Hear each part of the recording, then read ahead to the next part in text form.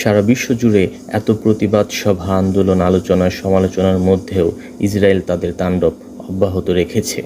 তারা কাউকে তোয়াক্কা না করে চালাচ্ছে ধ্বংসযজ্ঞ। এদিকে ডোনাল্ড ট্রাম্প আর নেতানিয়াহুর নতুন বৈঠক। সেখানে ডোনাল্ড ট্রাম্প আবারও উস্কানিমূলক কথা বলে সাহস দিচ্ছেন নেতানিয়াহুকে। সেখানে তিনি গাজার উচ্ছেদ অভিযান অব্যাহত রেখে গাজার নিয়ন্ত্রণ নিতে বলে ইসরায়েলকে। তিনি বলেন, সেখানে থাকা সকল কিছু উচ্ছেদ করে তিনি আবাসন প্রকল্পের ব্যবসা করতে চান। An incredible piece of important real estate. About his killing in Hamas. What about Gaza?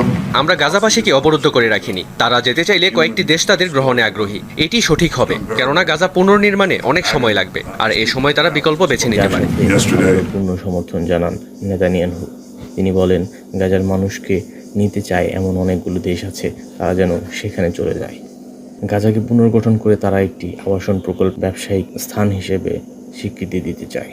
মুসলমান দাবি করা দেশগুলোর নীরব ভূমিকায় হতাশ ফিলিস্তিনিরা। কিভাবে একটি স্বাধীন দেশকে এভাবে ধ্বংস করে, দেশের মানুষকে হত্যা, উচ্ছেদ করে সেখানে আবাসন প্রকল্পের ব্যবসা করার মতো আত্মপ্রকাশ করতে পারেন একজন বিশ্ব নেতা ডোনাল্ড ট্রাম্প।